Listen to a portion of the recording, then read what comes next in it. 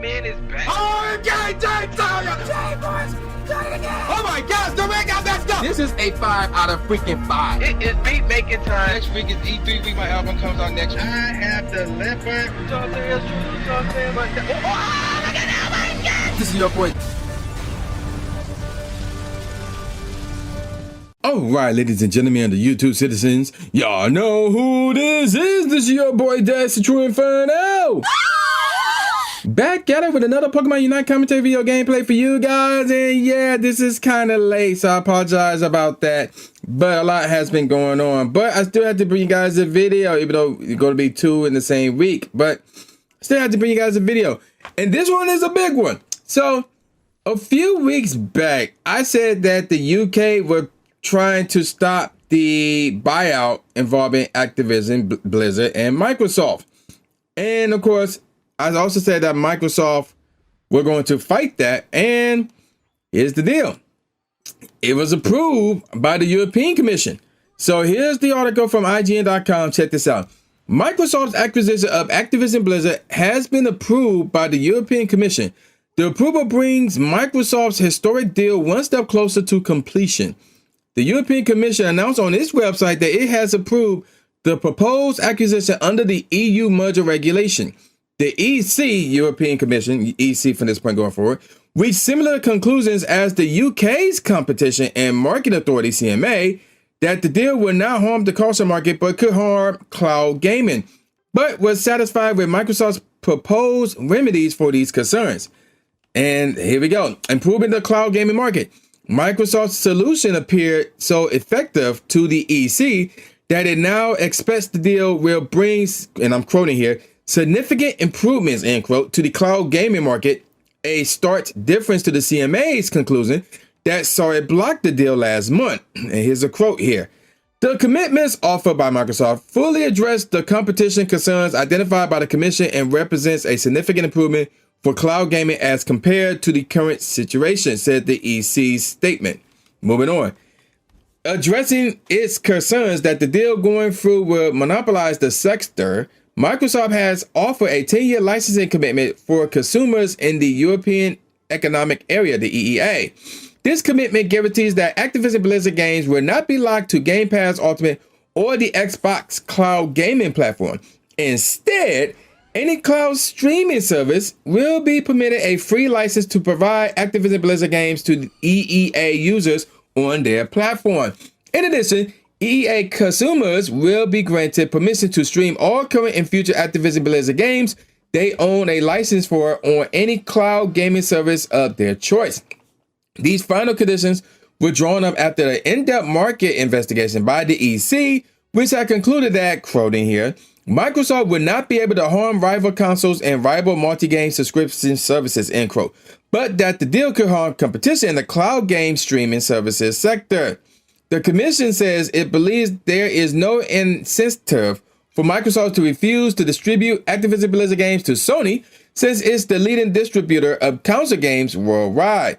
The EC went as far as to say that if Microsoft did make the likes of Call of Duty exclusive to my Xbox, Sony would still be able to go toe-to-toe with it. Even if Microsoft did decide to withdraw Activision's games from the PlayStation, this would not significantly harm competition in the console markets, the EC said. Thank you very much, because that is actually realistic.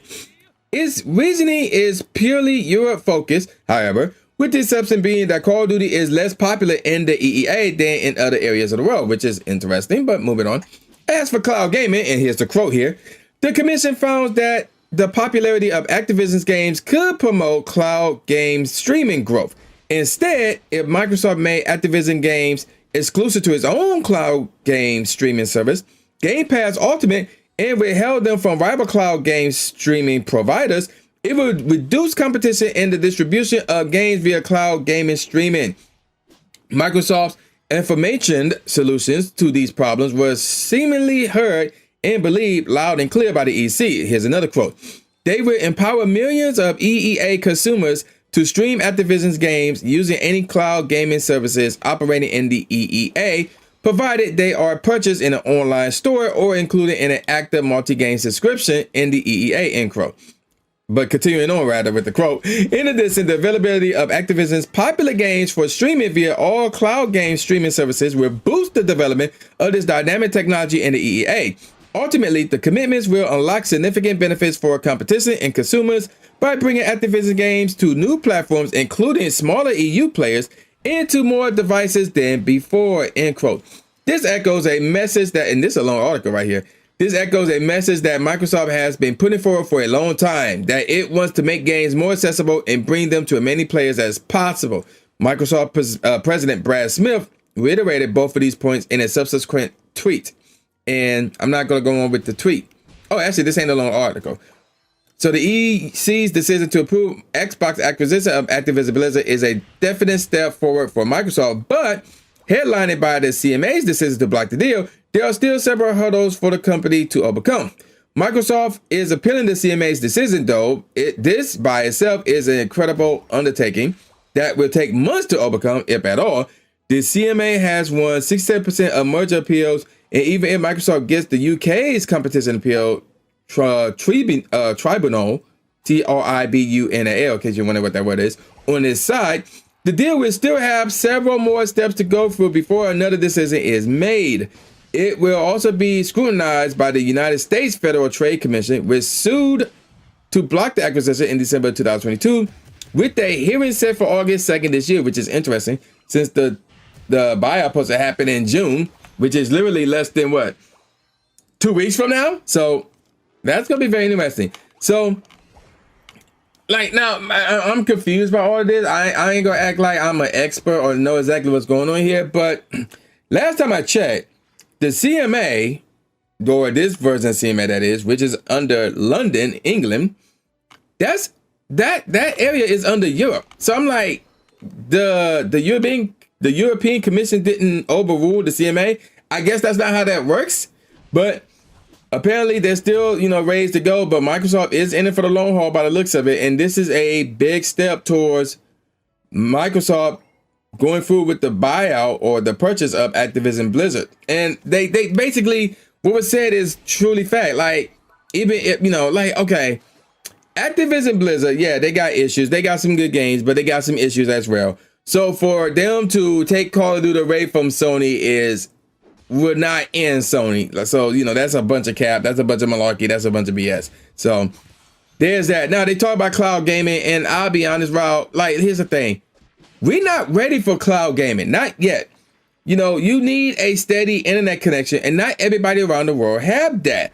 And there's some places where you got to pay by data or pay by gigabytes, to have internet on a monthly basis. And not everybody's capable of doing that. And you need a lot of that to, do cloud gaming in combination with everything else that you normally use the internet for. So we're not ready for cloud gaming.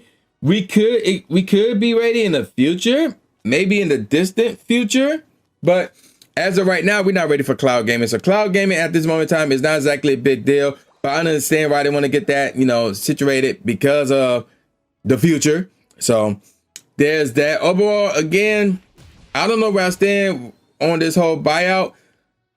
Like I said, it on one side, if Microsoft own all the games that happen on their streaming service and they still charge $10 to $15, even if they were to raise the price to $20 to $30, something like that, that's still cheaper because all the games are in one spot, as opposed to getting a streaming service from Microsoft and Sony and Nintendo and EA and Square Enix and Capcom and all these other video game companies, whatever the case may be, and you're paying $10 a month per streaming service. And I just named 6 of them. So that's $60 a month. All that adds up, as opposed to getting them all in one spot and paying less than that. Whether it's $10, $15, $20, or $30 a month. That's still cheaper than paying for 7, 8, 9 streaming services.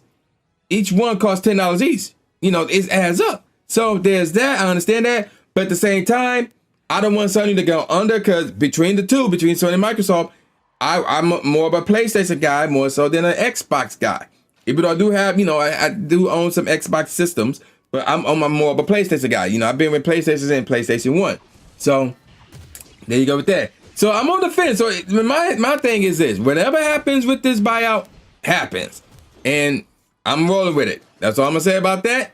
And I'm gonna call it a wrap. So with all that said, y'all know who this is. This is boy New J Gatsby, aka New Stephen A. Smith, saying peace out, y'all, and I'll see y'all next time. Yeah.